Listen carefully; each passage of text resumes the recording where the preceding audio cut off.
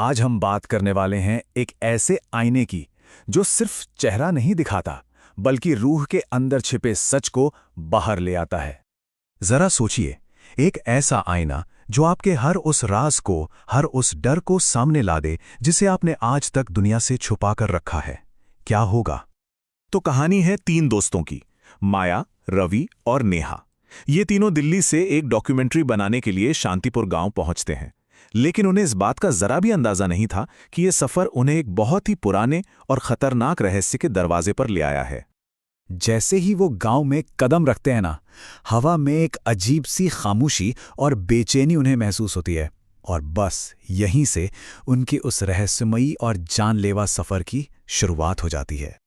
बैलगाड़ी वाले का ये शब्द सुनने में तो एक आम सवाल लगते हैं, है ना?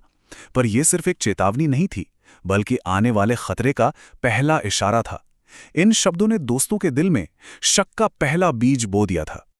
गांव का स्वागत भी बड़ा अजीब था। रवि को तो आते ही किसी अनहोनी का डर सताने लगा।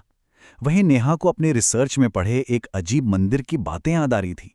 और माया, जो एक राइटर थी, उसे तो इस सारे माहौल में अपनी अगली कहानी का मसाला दिख रहा था। बस उनके यही अलग अलग नजरिए उन्हें उस श्राप के और करीब खींच रहे थे। तो सवाल ये है कि आखिर इस श्राप की जड़ें कितनी गहरी थीं? यह आईना आया कहां से? गांव के एक बुजुर्ग ने उन्हें इसकी सदियों पुरानी कहानी सुनाई, एक ऐसी कहानी जो शायद वक्त से भी पुरानी थी। कहानी शुरू होती है सदियों पहले, एक बहुत ही बड़े यज्ञ से। शांतिपुर के लोगों ने खुद समय को, यानी काल को, अपने बस में करने की कोशिश की थी, लेकिन उस यज्ञ के दौरान हुई एक छोटी सी भूल ने एक शक्तिशाली चीज को हमेशा हमेशा के लिए एक शापित आईने में बदल दिया। और समझ लीजिए, ये कोई मामूली शापित आईना नहीं था। ये देखने वाले की रूह के अंदर तक झांकता है और उसकी असलियत बाहर खींच लाता है। कहते हैं, जो भी एक बार इसमें अपना सच देख ले, वो फिर कभी पहले जैसा नहीं रह पाता। और इस आईने के श्राप का असर वो किसी काले साये की तरह पूरे गांव पर फैला हुआ था, एक ऐसा जाल जिसे कोई तोड़ नहीं सकता था। दिन में देखो तो शांतिपुर आपको किसी भी आम पुराने गांव जैसा ही लगेगा, लेकिन असली खेल तो रात में शुरू होता था। सूरज ढलते ही आईने का मायाजाल, यानी एक भ्रम का जाल, पूरे गांव को एक डरावने वीरान खंडहर में बदल देता था। इस आईने की ताकतें बहुत भयानक थीं। ये सिर्फ एक डरावनी परछाई नहीं दिखाता, बल्कि एक ऐसा मायाजाल बुनता है जो लोगों की आत्माओं को कैद करके उन्हें पत्थर का बना देता है और हर देखने वाले को अपनी अंधेरी दुनिया में खींचने की कोशिश करता है। और फिर वो पल आता है जब माया, रवि और नेहा को ये एहसास होता है कि वो बुरी तरह फंस चुके हैं। गांव उनकी आंखों के सामने बदल चुका था। भागने के सारे रास्ते बंद थे। वो अब उस आईने के मायाजाल में कैद थे। अब भागने का तो कोई सवाल ही नहीं था। सिर्फ एक ही रास्ता बचा था, उस श्राप की जड़ तक पहुंचना। कहानी अपने सबसे अहम मोड़ पर पहुंचती है जब तीनों दोस्त हिम्मत करके उस पुराने मंदिर में उस आईने का सामना करने का फैसला करते हैं।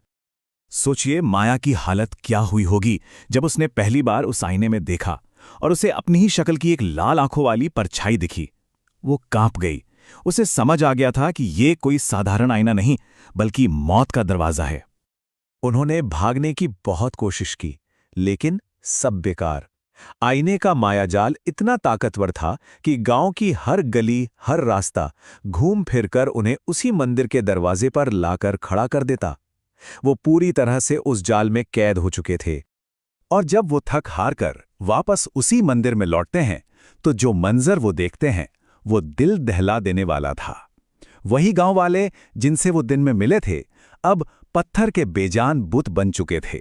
उनकी आत्माएं उस आईने के काले जादू में हमेशा के लिए कैद थी। लेकिन कहते हैं ना, हर ताले की एक चाबी होती है, हर श्राप की एक कमजोरी। अब कहानी उस आखिरी और सबसे नाटकीय टकराव की ओर बढ़ती है जहां उस कमजोरी का पता चलता है। गुस्से और हताशा में रवि और माया उस आईने पर पत्थर और हथौड़े बरसाना शुरू कर देते हैं, पर वो कोई आम शीशा नहीं था।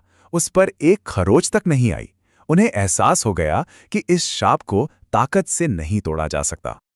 और तभी जब सारी उम्मीदें खत्म हो रही थीं, नेहा को अपनी रिसर्च से कुछ याद आया। उसने एक पुरानी किताब में इस जैसे श्राप को तोड़ने का उपाय पढ़ा था। इसका जवाब ताकत में नहीं, बल्कि पुराने ज्ञान में छिपा था। और फिर नेहा ने उन शक्तिशाली प्राचीन शब्दों को दोहराना शुरू किया। ये सिर्फ कुछ शब्द नहीं थे, बल्कि उस प्राचीन यज्ञ का तोड़ था जिसे सदियों पहले इसी अंधकार को खत्म करने के लिए बनाया गया था।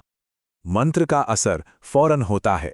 वो शापित आईना जो पत्थरों से नहीं टूटा था, अब शब्दों की शक्ति से धधक कर जलने लगता है।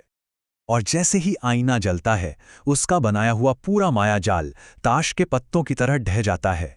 गांव पर से उस काले जादू का साया हट जाता है और आखिर में वो सारे गांव वाले जो पत्थर बन गए थे, उनकी कैद आत्माएं आज़ाद हो जाती हैं।